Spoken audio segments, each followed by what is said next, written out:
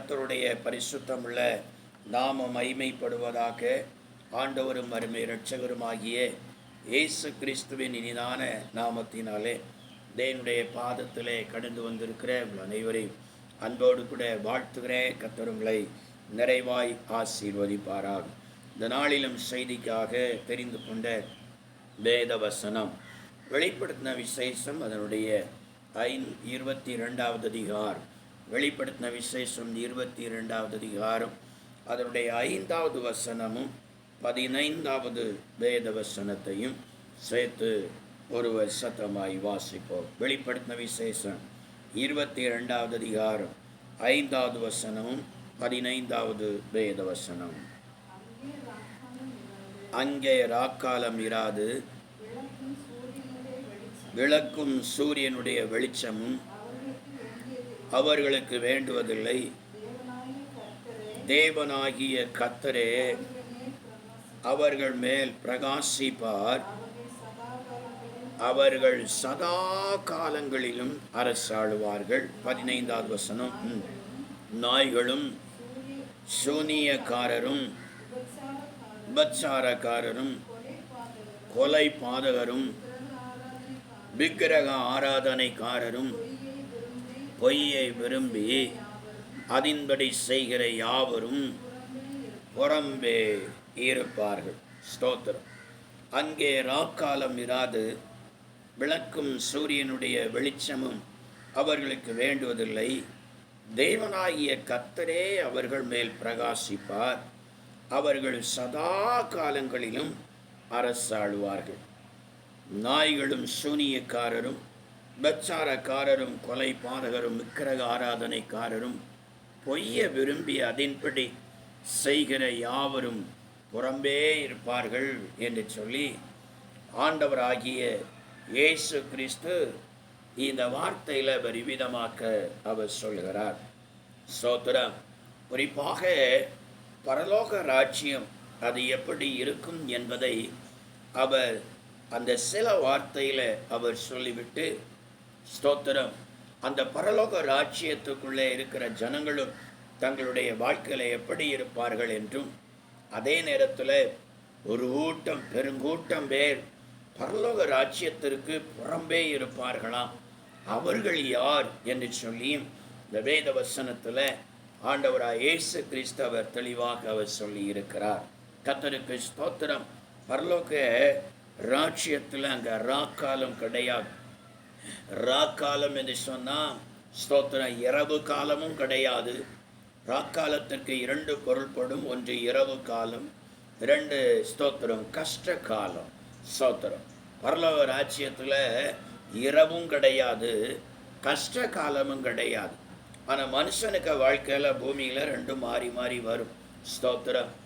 பகல் காலமும் வருகிறது, இரவு காலமும் வருகிறது. ஸ்தோத்திரம்.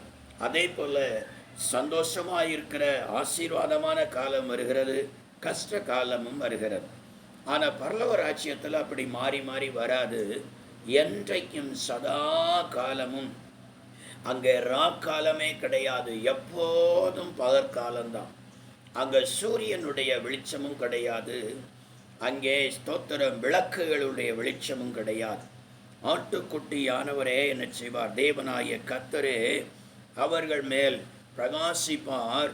அவர்கள் சதா காலங்களிலும் அந்த இயேசுவோடு கூட ஆளுகை செய்வார்கள் என்று சொல்லி கர்த்தருடைய வேதம் சொல்லுகிறது.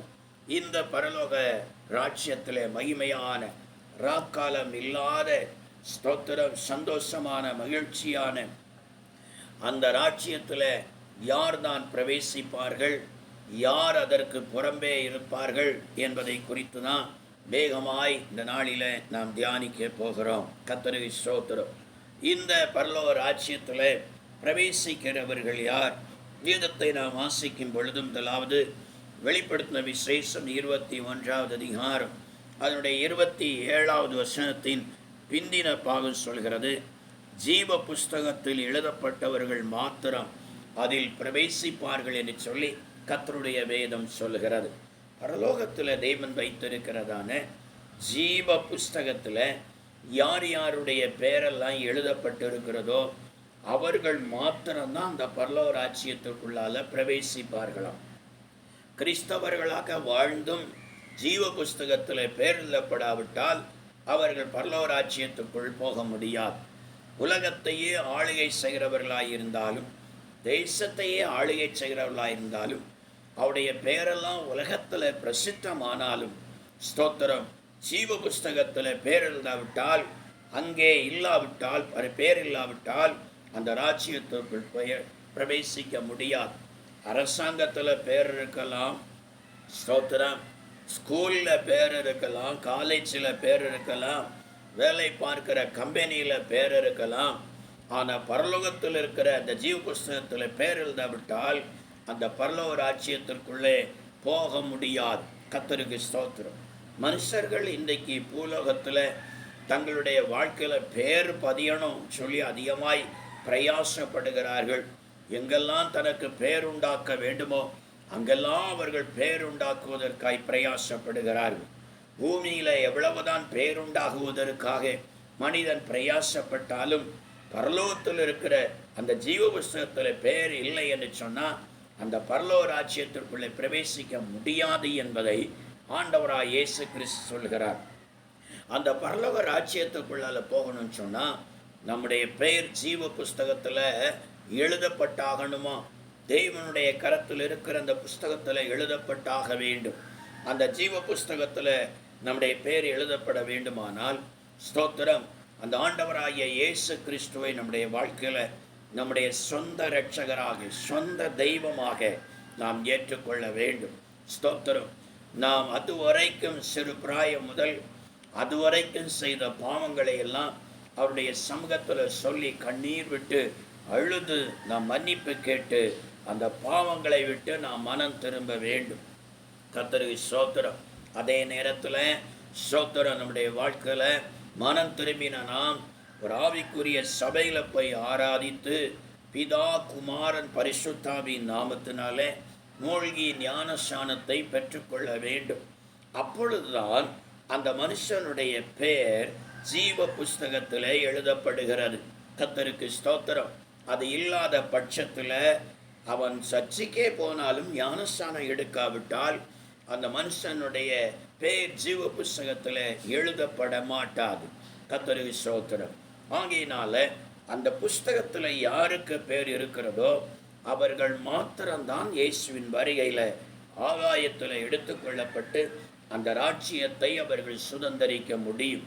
ஆகையினால் அந்த புஸ்தகத்தில் பேர் எழுதப்படுகிறது நம்முடைய மரணத்திற்கு பிறகு அல்ல, அல்லது இயேசு கிறிஸ்துனுடைய வருகைக்கு பிறகும் அல்ல, உயிரோட இருக்கிறதான காலத்தில் அந்த ஜீவ புஸ்தகத்தில் பேர் எழுதப்பட்டாகணும். அப்போது நாம் மரிப்பதற்குள்ளாக நம்முடைய வாழ்க்கையை இயேசுக்கு அர்ப்பணித்து பாவத்தொட்டு மனம் திரும்பி ஞானஸ்நானம் எடுத்து என்ன செய்திருக்க வேண்டும்? சபையில் ஆராதித்திருக்க வேண்டும்.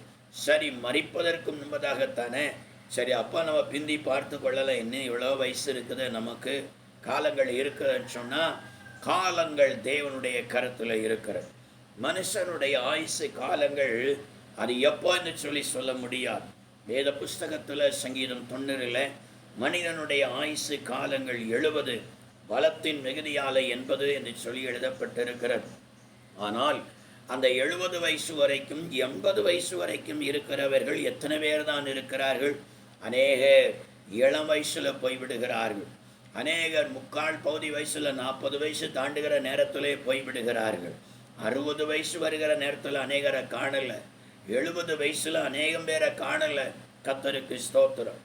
எப்பொழுது மனுஷனுடைய ஆயுசு காலங்கள் முடிகிறது என்பதை யாராலும் யூகிக்க முடியாது. எந்த படித்த டாக்டராலும் ஒரு மனுஷனுடைய ஆயுசு காலங்களை சொல்ல முடியாது. கர்த்தருக்கு ஸ்தோத்திரம். ஆகையினால எப்பொழுது தேவன் நம்மை அவர் அழைக்க போகிறாரோ அதற்குள்ளாக எந்த நிமிடமானாலும் நாம் போகுவதற்கு நம்மை ஆயத்தப்படுத்தி நம்மை அர்ப்பணித்து என்ன செய்திருக்க வேண்டும்? இந்த ஞானஸ்நானத்தை பெற்று ஜீவ புஸ்தகத்தில் பேர் எழுதப்பட்டாக வேண்டும். அப்படியானால் மாத்திரம்தான் நம்முடைய வாழ்க்கையில் ஸ்தோத்திரம் அந்த பரலோக ராஜ்யத்தை நாம் சுதந்திரிக்க முடியும். ஸ்தோத்திரம். இரண்டாவதாக, யாருடைய பெயர் ஜீவ புஸ்தகத்தில் இருக்கிறது?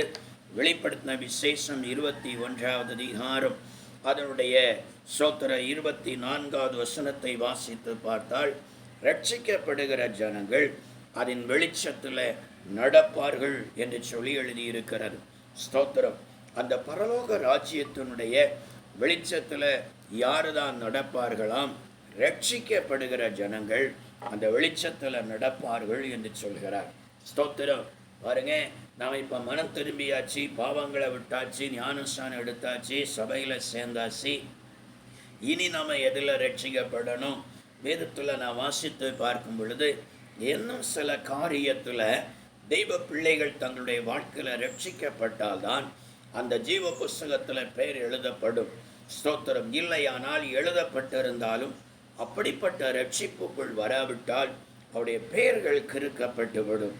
கர்த்தருக்கு ஸ்தோத்திரம். அவை எப்படி நாம் இனி ரட்சிக்கப்படுகிறது? வேதம் என்ன சொல்கிறது? ஸ்தோத்திரம். அப்போஸ்தலர் நடபடிகளின் புஸ்தகம் 2வது அதிகாரம் அதனுடைய 40வது வசனத்தை நாம் வாசித்து பார்த்தால், இன்னும் அநேக வார்த்தைகளாலும் சாட்சி கூறி மாறுபாடுள்ள இந்த சந்ததியை விட்டு விலகி உங்களை ரட்சித்துக் கொள்ளுங்கள் என்று புத்தி சொன்னான். இந்த அநேக வார்த்தைகளை சாட்சி கூறி, பாருங்க, மாறுபாடுள்ள இந்த சந்ததியை விட்டு விலகி உங்களை ரட்சித்துக் கொள்ளுங்கள் என்று சொல்லுகிறார். கர்த்தருக்கு ஸ்தோத்திரம். நல்லா கவனிக்கணும். ஆண்டவராகிய கர்த்தர் பேதுரு மூலமாக இந்த வார்த்தையில் விதமாய் சொல்கிறார், இந்த சந்ததி மாறுபாடுள்ள ஒரு சந்ததியம். கர்த்தருக்கு ஸ்தோத்திரம். இந்த பூமியில நான் வாழ்கிற இந்த காலத்தில் நம்மோடு கூட வாழ்ந்து கொண்டிருக்கிற இந்த சந்ததிகள் எல்லாம் அவர்கள் எப்படிப்பட்ட சந்ததியும்? மாறுபாடுள்ள ஒரு சந்ததி. மாறுபாடுள்ள சந்ததி. என்ன காரியத்தில் மாறுபாடானவர்கள்?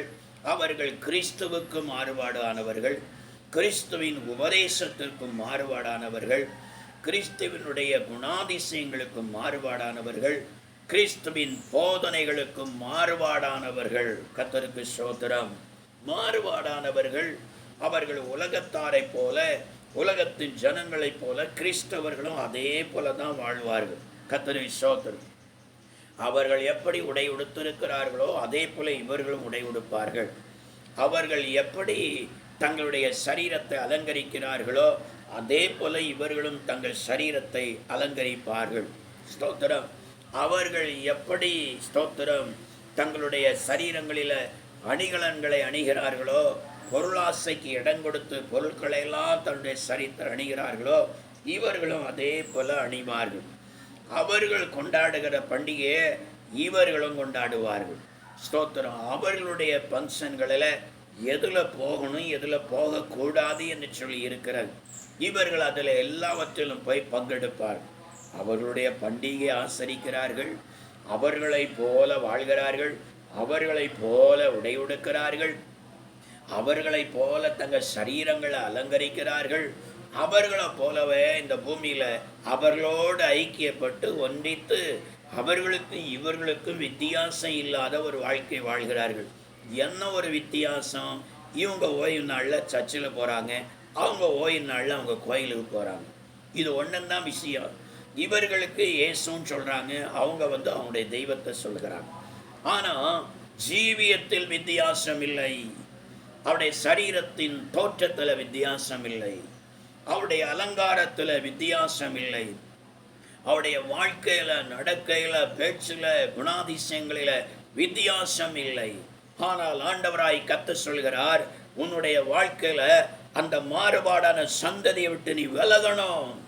அவர்களை போல நீ ஜீவிக்க கூடாது. அவைகளிலிருந்து விலகி உன்னை ரட்சித்துக் கொள்ளணும். ஏன்னா ரட்சிக்கப்பட்ட தேவனுடைய பிள்ளைகளை கர்த்தர் சொல்கிறார், நான் உலகத்தான் அல்லாதது போல நீங்களும் இந்த உலகத்தார் அல்ல என்று சொல்கிறார். நான் உங்களை இந்த உலகத்திலிருந்து எனக்காக நான் தெரிந்து கொண்டேன் என்று சொல்கிறார். இயேசு கிறிஸ்து இந்த உலகத்தார் அல்ல. இயேசு இந்த உலகத்தில் பரலோகத்தை விட்டு இறங்கி வந்தார். பாருங்க, அவர் உலகத்தாரை போல வாழவே இல்லை. அவருடைய நடை, உடை, பாவனைகள் எல்லாமே வித்தியாசம் தான். அதனால தான் பிரச்சனையே வந்தது. அதனால தான் பரிசேயர்களை அவரை என்ன செய்தார்கள்? அவரை வெறுக்க ஆரம்பித்தார்கள். அதனால தான் யூதர்கள் வெறுக்க ஆரம்பித்தார்கள். ஸ்தோத்திரம். அதனால தான் பிரதான ஆசாரியர்கள் அவரை வெறுக்க ஆரம்பித்தார்கள், வேதபாரகர் வெறுக்க ஆரம்பித்தார்கள், எதிர்க்க ஆரம்பித்தார்கள், பகைக்க ஆரம்பித்தார்கள். ஏன்? நம்மளை போல அவர் பிரசங்கம் பண்ணல, நம்மளை போல அவர் ஜீவிக்கல, நம்மளை போல அவர் வாழல. அவர் எல்லாவற்றிலும் வித்தியாசமாய் இருக்கிறார். அவருடைய போதனையும் வித்தியாசமாய் இருக்கிறது. அவருடைய நடை, உடை, பாவனைகள், பேச்சுகள் எல்லாமே நம்மோடு கூட ஒத்து வரவில்லை, வித்தியாசமாய் இருக்கிறது. ஆகையினால் அவரை கொலை செய்யணும். அல்லேலூயா. பாருங்க, ஆண்டவராய் இயேசு கிறிஸ்து சொல்கிறார், ஸ்தோத்திரம், நான் உலகத்தான் அல்லாதது போல நீங்களும் என்னால் தெரிந்து கொள்ளப்பட்ட பரலோக ராஜ்யத்திற்காகவும் எனக்காகவும் தெரிந்து கொள்ளப்பட்ட தேவனுடைய பிள்ளைகள், நீங்களும் உலகத்தார் அல்ல என்று சொல்கிறார். ஆகையினால் உலகம் உங்களை பகைக்கும். நீங்க உலகத்தாராக இதிலிருந்து நீங்க ரட்சிக்கப்படுகிற நேரத்தில் உலக மனுஷர்களை போல நீங்க வாழாம இயேசுவை போல வாழ்வதற்கு இந்த வேதத்தில் சொல்லி இருக்கிறது போல உங்களை நீங்கள் விடுவித்து அதிலிருந்து நீங்க விலகி வாழ்கிற நேரத்தில் உலகம் உங்களை பகைக்கத்தான் செய்யும். என்ன, நம்மளை போல அங்க வாழலையே, பகைப்பார்கள். பாருங்க, ஸ்தோத்திரம், ஆமான் மொர்தெகாயை குறித்து அகாஸ்வேரு ராஜாவிடத்தில் அவன் என்ன செய்கிறான்னா, அவன் குற்றம் சொல்லுகிறான். ஸ்தோத்திரம், ஆமான மாத்திரம் இல்லை, அவனோடு இருக்கிற யூதர்களை எல்லாம் சேர்த்து சொல்கிறான். நாம் ஆளுகை செய்கிறதானே இந்த 127 நாடுகளில் ஒரு விதமான ஜனங்கள் பரவி இருக்கிறார்கள். அவர்கள் நம்முடைய காரியங்களின்படி அவர்கள் நடக்கிறதில்லை, நம்முடைய சட்ட திட்டங்களின்படி அவர்கள் செயல்படுகிறதில்லை. அவர்களுடைய கலாச்சாரங்கள், செயல்கள், நடக்கைகள் எல்லாமே வித்தியாசமாயிருக்கிறது, ஏற்றுக்கொள்ளுகிற விதமாய் இல்லை. ஆகையினால் அந்த ஜனத்தை அழிக்கணும். அல்லேலூயா. கர்த்தருக்கு ஸ்தோத்திரம். தேவனுடைய பிள்ளைகளே, இயேசு ஒரு யூதன். நாம் இயேசு இரத்தத்தினால கழுவப்பட்டு அவருடைய பிள்ளைகளாக்கப்பட்டு இருக்கிறோம். ஆகையினால் நாமும் யாராயிருக்கிறோம்? ஒரு ஆவிக்குரிய யூதனாய் காணப்படுகிறோம். அதை மறந்துடக்கூடாது.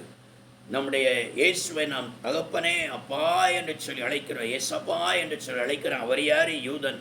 அவர் யூதன்னா பிள்ளை யாரு? பிள்ளையும் யூதன் தானே. நாமளும் ஆவிக்குரிய எழுத்தின்படி அவர்கள் யூதராயிருந்தாலும் ஆவியின்படி நாம் யூதர்களாயிருக்கிறோம். அப்படியானால் நமக்கும் இந்த உலகத்தின் ஜனங்களுக்கும் ஒரு வித்தியாசம் கட்டாய அவசியம். அவர்களுடைய உடைகளைப் போல நாம் அணிவதற்கு நமக்கு அதிகாரம் இல்லை. அவர்களைப் போல வாழ்வதற்கு நமக்கு அதிகாரம் இல்லை.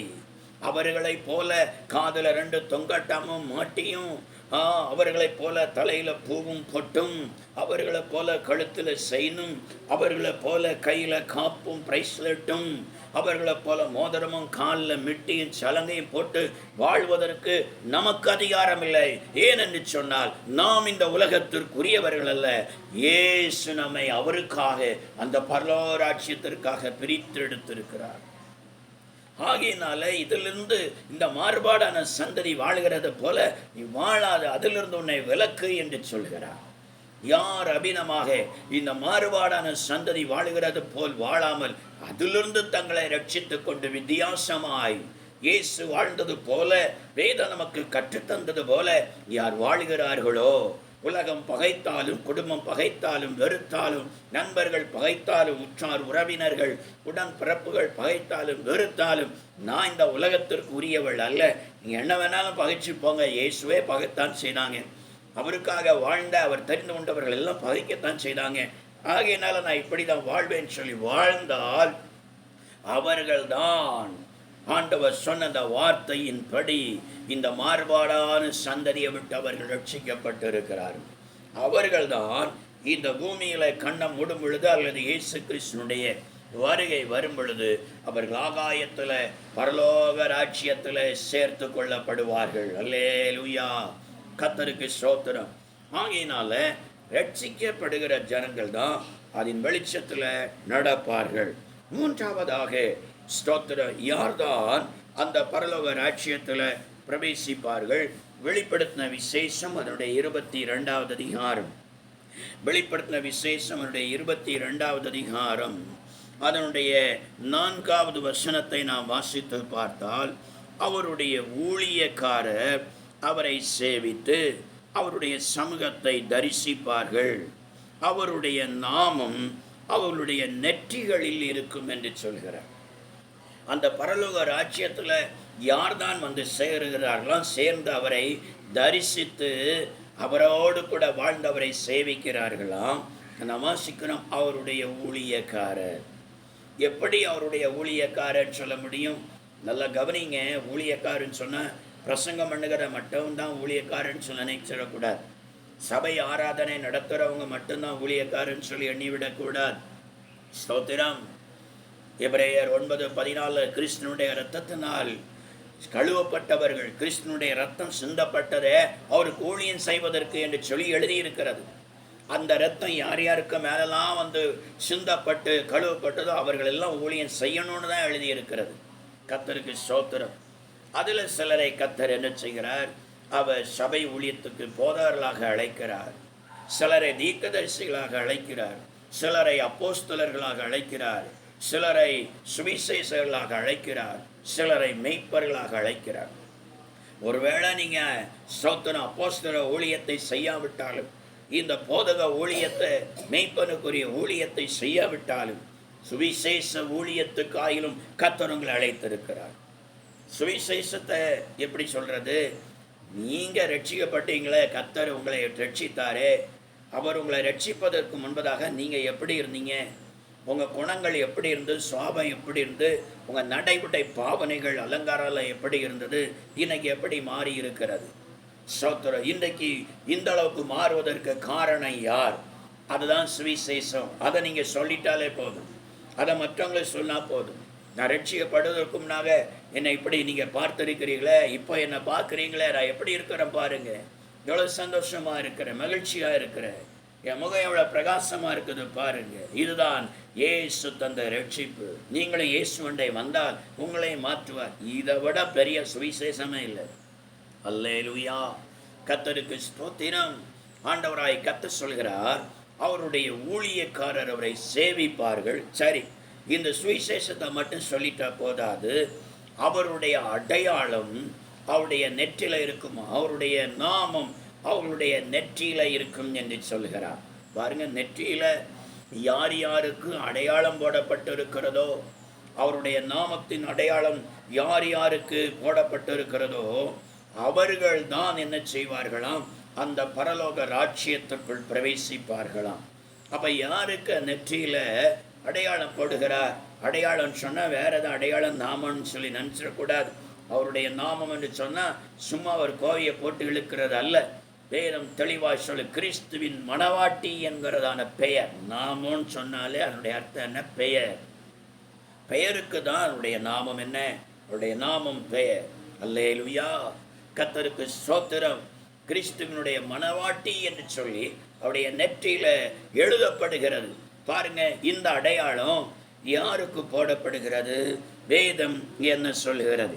எசேக்கியேலின் புஸ்தகம், அதனுடைய எசேக்கியேலின் புஸ்தகம் 9வது அதிகாரம், எசேக்கியேலின் புஸ்தகம் 9வது அதிகாரம் அதனுடைய 4வது வசனத்தை நான் வாசித்து பார்த்தால் கர்த்தர் சொல்கிறார், கர்த்தர் அவனை நோக்கி, நீ எருசலேம் நகரம் எங்கும் உருவ போய் அதற்குள்ளே செய்யப்படுகிற சகல அருவருப்புகளின் நிமித்தமும் பெருமூச்சு விட்டு அழுகிற மனுஷரின் நெற்றிகளில் அடையாளம் போடு என்று சொல்கிறார். கர்த்தருக்கு ஸ்தோத்திரம். நீ எருசலேம் எங்கும் நீ உருவ போய் அதற்குள்ளே செய்யப்படுகிறதான அந்த அருவருப்புகளின் நிமித்தம், அந்த தேசத்தில் காணப்படுகிற அருவருப்புகளின் நிமித்தம் எத்தனை பேர் பெருமூச்சு விட்டு கர்த்தருடைய சமூகத்தை நோக்கி, என்னை நோக்கி அழுகிறார்களோ, ஆண்டவரே இந்த அருவருப்புகளை அகற்றி போடும், இந்த அருவருப்பிலிருந்து ஜனங்களை விடின்னு சொல்லி கதறுகிறார்களோ, அழுகிறார்களோ, அவர்களுடைய நெற்றியில நீ அடையாளம் போடுன்னு சொல்றார். அதுதான் தேசத்திற்காக, தேசம் அழிந்து போகாதபடிக்கு ஜனங்களை கர்த்தர் ரட்சிப்பதற்காக திறப்பில நின்று செபிப்பதற்கு அடையாளம். அமிதமாய் செபிக்கிறவருடைய நெற்றியில தான் கர்த்தர் அடையாளம் கொடுக்கிறார். இவள் என்னுடைய மணவாட்டி, இவன் என்னுடைய மணவாட்டி என்று சொல்லி கர்த்தர் கிறிஸ்துவின் மணவாட்டி என்று சொல்லி நாமத்தையுடைய நெற்றியில் அடையாளம் போட்டு விடுகிறார். அப்போ அவங்க தான் என்ன செய்ய முடியும்? பரலோக ராஜ்யத்துக்குள்ளால போக முடியும். கர்த்தருக்கு ஸ்தோத்திரம். அது இல்லாத பட்சத்தில் திறப்பில் நிற்க மாட்டேயா. எனக்கு திறப்பில் நிற்கிறதுக்கெல்லாம் நேரம் இல்லை. எனக்கு அழுவதற்கெல்லாம், மற்ற ஜனங்களுக்காக, அழிந்து கொண்டிருக்கிற ஆத்துமாக்களுக்காக தேசத்தில் நடைபெறுகிற அருவறுப்புகளுக்காக, அந்த அருவறுப்புகளுக்கு அடிமைப்பட்டு இருக்கிற ஜனங்களுக்காக எனக்கு அழுகிறதற்கோ செபிக்கிறதற்கு நேரம் இல்லை. வாரத்தில் ஒரு நாள் கொஞ்சம் டைம் கிடைக்கிறது, ஏதோ கொஞ்சம் நேரம் வந்து ஆராதிக்கிறேன் போகிறேன், இவ்வளோதான் என்னால் முடியும்னு சொன்னால் நீ பரலோகத்துக்கே வர முடியாது, பரலோராஜ்யத்துக்குள்ளால் வர முடியாது. உன் வேலை செய்கிறதுக்கு மட்டும் உனக்கு நேரம் இருக்கிறது. உன் வயிற்று பிழைப்புக்காக, உழைப்புக்காக, சம்பாதிப்பதற்காக நேரத்தை ஒதுக்கிறாய். ஆனால் ஆண்டுடைய சங்கத்தில் 1 மணி நேரம் ஆயிலும் முழங்கால் படியிட்டு அவரை நோக்கி, ஆண்டவரே இந்தியாவை ரட்சியும், என் ஜனங்களை ரட்சியும், பாவத்திலிருந்து அருவருப்பிடும் ஜனங்களை விடியும் சொல்லதுக்கு உன்னால் முடியலைன்னா உனக்கு பரலோகத்தில் இடம் இல்லை. என்ன ரட்சிக்கப்பட்டாலும் பிரயோஜனம் இல்லை. கர்த்தருக்கு ஸ்தோத்திரம். ஆகியனால் ஆண்டவர் சொல்கிறார், அவருடைய ஊழியக்காரர் அவரை சேவிப்பார். பாருங்க, ஆண்டவருக்கு சமூகத்தில் தரப்பில் நின்று செபித்து கதறுகிறதே ஒரு பெரிய ஊழியம்தான் என்னுடைய பிள்ளையை. அதை யார் செய்கிறார்களோ அவர்களுக்கு தான் அடையாளம் போடுகிறார். அவர்கள்தான் அவரை தரிசித்து அவரை சேவித்து அந்த பரலோக ராஜ்யத்தில் என்றென்றைக்கு வாழ்வார்களாம். அல்லேலூயா, கர்த்தருக்கு ஸ்தோத்திரம்.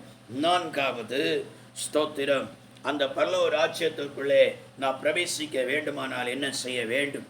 வெளிப்படுத்தின விசேஷம் என்னுடைய 22வது அதிகாரம் 7வது வசனத்தை நாம் வாசித்து பார்க்கும் பொழுது, இதோ சீக்கிரமாய் வருகிறேன், இந்த புஸ்தகத்தில் உள்ள தீர்க்க தரிசன வசனங்களை கை கொள்ளுகிறவன் பாக்கியவான் என்றார். இந்த தீர்க்க தரிசன வசனங்களை யார் கை கொள்ளுகிறார்களோ அவர்கள் என் வருகையில் பாக்கியவான்களாய் இருப்பார்கள். இதோ நான் சீக்கிரமாக வருகிறேன்னு சொல்லுகிறார். பாருங்க, என் வருகையில் அவங்க பாக்கியவான்களாக இருப்பாங்கன்னா அர்த்தம் என்ன? இயேசு கிறிஸ்துனுடைய வருகையில் ஒரு கூட்டம் பேர் மேலே பறந்து போவாங்க, சந்தோஷமாக ஆண்டவரை ஸ்தோத்தரித்து விட்டு போவாங்க. பெருங்கூட்டம் பேர் இந்த பூமியில் அந்த நேரத்தில் கதறி அழுவாங்க, மார்பில் அடித்து புலம்பி அழுவாங்க. ஐயோ, நாங்கள் கைவிடப்பட்டுட்டோமே, பரலோகத்துக்கு போக முடியலையே, இயேசுவை காண முடியலையே, கைவிடப்பட்டுட்டோமேன்னு சொல்லி பெருங்கூட்ட ஜனங்கள் அழுவாங்க. அப்போ மேலே போகிறாங்களே, ஆண்டவரை ஸ்தோத்தரித்து சந்தோஷமாக பறந்து போகிறார்களே, அவர்கள் தான் பாக்கியவான்கள். அவர்கள் யாரா?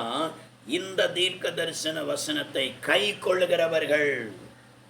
அநேக இந்த வேத புஸ்தகமாகிய தீர்க்க தரிசனம் நிறைந்த இந்த வார்த்தைகளை கையில் கூட கொண்டு போகிறதுக்கு வெக்கப்படுறாங்க. மாதிரி எப்படி கை கொள்வது? பைபிளை கையில் கொண்டு போவதற்கு அநேகருக்கு வெக்கம், அநேகருக்கு பைபிளை தூக்கி சமப்பதற்கு வெக்கம். ஆலயத்து போனாலும் பைபிள் இல்லாமல் போவாங்க. இன்னும் சிலர் இருக்கிறாங்க, சர்ச்சைக்கு போகிற நேரம் மட்டும் அந்த பைபிளை தூக்கிட்டு போவாங்க, அவ்வளோதான். சர்ச்சில் அங்கே பிரசவம் பண்ணுகிற நேரத்தில் சிலர் திறந்து பார்ப்பாங்க, சிலர் அதையும் திறந்து பார்க்க மாட்டாங்க. அது புற கொண்டு வைக்கிறது தான். எப்படி மாதிரியில் இருக்கிற வார்த்தையை கை கொள்ளுகிறது? கர்த்தருக்கு ஸ்தோத்திரம். கை கொள்ள வேண்டுமானால் அதை தியானித்தாக வேண்டும். அதை தியானிக்கிறவர்கள் தான் அதில் இருக்கிறதை அறிய முடியும். அறிகிறவர்கள் தான் அதை கை கொள்ள முடியும். அறியாதவர்கள் எப்படி கை கொள்ள முடியும்? அப்போ இயேசு கிறிஸ்துனுடைய வருகையில் நம் ஆகாயத்தில் பறந்து பாக்கியவான்களாய் அந்த ராஜ்யத்தை நாம் சுதந்திரிக்க வேண்டுமானா இந்த தீர்க்க தரிசனங்கள் அடங்கிய இந்த வேத புஸ்தகத்தை தினமும் நம்முடைய வாழ்க்கையில் அதற்கே நேரத்தை ஒதுக்கி நம்ம தியானிக்கணும், வாசிக்கணும், தியானிக்கணும், அதை கை கொள்ளணும். அதன்படியே நாம் செய்ய தொடங்கணும். அந்த வார்த்தையின் படியே நாம் செய்ய தொடங்கினால்தான் இயேசு கிறிஸ்துடைய வருகையில் நாம் பிரவேசித்து நாம் பாக்கியவான்களாய் இருப்போம். அல்லேலூயா, கர்த்தருக்கு ஸ்தோத்திரம். அவர்கள்தான் அந்த பரலோக ராஜ்யத்திற்குள் பிரவேசிப்பார்கள். அந்த ராஜ்யத்துக்குள் பிரவேசிப்பதற்கு 1 ஜீவ புஸ்தகத்தில் பெயர் எழுதப்பட வேண்டும். 2 மாறுபாடான சந்ததியை விட்டு ரட்சிக்கப்பட வேண்டும். 3 அவருடைய நாமம் நெற்றியிலே தரிக்கப்படுவதற்கு தரப்பில் நின்று கதற வேண்டும். 4 இந்த தீர்க்க தரிசன புஸ்தகங்களை அனுதினமும் தியானித்து இதன்படியே ஜீவிக்க வேண்டும். இன்னும் புறம்பே இருக்கிறவர்கள் யார்? ஒரே வார்த்தையில் வாசித்து நாம் முடித்து விடுகிறேன். கர்த்தருக்கு ஸ்தோத்திரம். வெளிப்படுத்தல் 22:15 வாசிக்கிறோம். நாய்கள் என்று சொல்லி எழுதப்பட்டிருக்கிறது. நாய்கள் என்று சொன்னால் யார் நாய்களாக இருக்கிறார்கள்? 2 பேதுரு 2:22 சொல்கிறது, நாய் தன் கக்குனதை திரும்ப தின்னுமா. தன்னுடைய வாழ்க்கையில் மனம் திரும்பி வேண்டான்னு சொல்லி விட்டதை என்னென்ன காரியங்களை விட்டார்களோ அதை மறுபடியும் யார் யார் திரும்ப எடுத்தார்களோ அவர்கள் நாய்கள், அவர்கள் தேவனுடைய ராஜ்யத்துக்கு புறம்பே இருப்பார்கள். 2 சூனியக்காரர்கள் என்று சொல்லி எழுதப்பட்டிருக்கிறது. யார் அந்த சூனியக்காரர்கள்? சோத்திரம் 1 சாமுவேல் 15:23 சொல்கிறது, ரெண்டகம் பண்ணுதல் பில்லி சூனிய பாவத்திற்கு ஏதுவானதுன்னு சொல்லுகிறது. சிலர் ஆலயத்தில் வந்தால் ஒரு வேஷம், ஒரு நடிப்பு, ஒரு பயபக்தி போல காண்பாங்க. வீட்டில் போயாருன்னா நாய்க்குட்டி போல நேரம் டிவியை போட்டு சினிமாவுக்கு முன்னால் இருந்து பார்த்துட்டு இருப்பாங்க. ஆலயத்தில் வந்தால் சோத்திரம், வீட்டில் போனால் கெட்ட வார்த்தை. நண்பர்களை கூட போனால் நேர மதுபான கடை, ட்ரிங்க்ஸு. இதுதான் ரெண்டகம் பண்ணுதல். இந்த ரெண்டகம் பண்ணுகிறவர்களும் பரலோக ராஜ்யத்துக்குள் வர முடியாது. அவர்களும் தேவனுடைய ராஜ்யத்திற்கு புறம்பே இருப்பார். 3 பத்சாரக்காரர். யார் அந்த பத்சாரக்காரர்? ஸ்தோத்திரம் எசேக்கியேல் 16:7 சொல்லுகிறது, கர்த்தரையின் தெய்வமாக ஏற்றுக்கொண்டு அதே நேரத்தில் அந்நிய தெய்வங்களை கண்டாலும் அதற்கும் போய் அதை கும்பிடுகிற, அதற்கும் பலியிடுகிற 2 வாக்கில் திரிகிறவர்கள் வேசித்தனம் பண்ணுகிறார். ஒரு பெண் தன்னுடைய கட்டின ஒரே புருஷனோடு இருந்தால் அவர் கற்புள்ள ஸ்திரீயாக இருக்கிறாள். ஆனால் இன்னொரு புருஷனுக்கும் சேர்ந்து 2 பேரோட வாழ்ந்தாள், அவள் பட்சாரி எண்ணப்படுவாள். இதே போல்தான் ஆண்டவராய் இயேசு கிறிஸ்துவை ஏற்றுக்கொண்டு இன்னொரு தெய்வத்தை உன்னுடைய வாழ்க்கையில வழிபட்டு கொண்டிருந்தால் அது பத்சாரி எனப்படுவாள். அவர்களும் தங்களுடைய வாழ்க்கையில தேவனுடைய ராஜ்யத்திற்கு புறம்பே இருப்பார்கள். ஸ்தோத்திரம் ஸ்தோத்திரம். 4வது கொலை பாதகர். யார் அந்த கொலை பாதகர்? ஸ்தோத்திரம் 1 யோவான் 3:5 சொல்கிறது, தன் சகோதரத்தை பகைக்கிறவன் எவனும் மனுஷ கொலை பாதகன் சொல்கிறார். ஸ்தோத்திரம். மற்றவர்களை பகைக்கிற, வெறுக்கிற அந்த அனுபவம் யாருடைய வாழ்க்கையில காணப்படுகிறதோ அவர்களும் தங்களுடைய வாழ்க்கையில கொலைபாதகராயிருக்கிறார்கள். அவர்களும் என்ன ரட்சிக்கப்பட்டாலும் பகைமை உணர்வு இதயத்தில் இருந்தால் பரலோக ராஜ்யத்தில் போக மாட்டார்கள். அவர்கள் தேவனுடைய ராஜ்யத்திற்கு புறம்பே இருப்பார்கள். ஸ்தோத்திரம். 5வது விக்கிரக ஆராதனைக்காரர். ஸ்தோத்திரம். எது விக்கிரக ஆராதனையாயிருக்கிறது? அந்நிய தெய்வங்களை, சிலை வழிபாடுகளும் விக்கிரக ஆராதனை. எபேசியர் 5:5 சொல்லுகிறது, பொருளாசையும் விக்கிரக ஆராதனை என்று சொல்லி எழுதப்பட்டிருக்கிறது. இந்த பொருளாசையாகிய விக்கிரக ஆராதனைக்காரரும் தேவனுடைய ராஜ்யத்தை சுதந்திரிப்பதில்லை என்று சொல்லி எழுதியிருக்கிறது. கிறிஸ்துவுக்குள்ளே வந்து ரட்சிக்கப்பட்டும் கூட இந்த வாழ்க்கையில இன்னும் பொருளாசையை விடாம இன்னும் பொருளாசைக்கு அடிமைப்பட்டிருந்தால் உன் சரீரமே ஒரு விக்கிரக ஆராதனை, தேவனுடைய ராஜ்யத்துக்குள் பிரவேசிக்க முடியாது என்று சொல்லி ஆண்டவர் சொல்கிறார். நீ புறம்பே இருப்பாய் என்று சொல்கிறார். கர்த்தருக்கு ஸ்தோத்திரம். 6வது பொய்யை விரும்பி அதின்படி செய்கிறவர்கள். யார் அந்த பொய்யை விரும்புகிறவர்கள்? நீதிமொழிகள் 21:4, துன்மார்க்கன் போடுகிற வெளிச்சம் பாவமே. ஸ்தோத்திரம். சினிமா, இன்னும் சீரியல், நாடகங்கள் எல்லாம் கட்டுக்கதை, அந்த திரை கதை வசனம் என்று சொல்லி போடுகிறார்களே, அவர்கள் தன்னுடைய மனதிலிருந்து ஒரு கதையை தயாரித்து அதை ஆயத்தப்படுகிறார்கள். அது உண்மை அல்ல, அது பொய். அதனுடைய நடிப்பும் பொய்யாயிருக்கிறது. இவைகளை நம்பி இதே போல தன்னுடைய வாழ்க்கையை ஜீவிக்க தொடங்குகிறவர்களும் அதற்கு நேரத்தை செலவழிக்கிறவர்களும் தேவனுடைய ராஜ்யத்திற்கு புறம்பே இருப்பார்கள் என்று சொல்லுகிறார். ஆகையினால் இப்படிப்பட்டவைகளுக்கு நம்முடைய வாழ்க்கையில விலகி பரலோக ராஜ்யத்திற்குள்ளே போகுவதற்கு நம்மை ஆயத்தப்படுவோம், ரட்சிக்கப்படுவோம். ஸ்தோத்திரம். ஜீவ புஸ்தகத்தில் பெயர் எழுதப்படுவோம். நெற்றிகளில அவருடைய நாமத்தை தரித்து கொள்ளுவோம். ஸ்தோத்திரம்.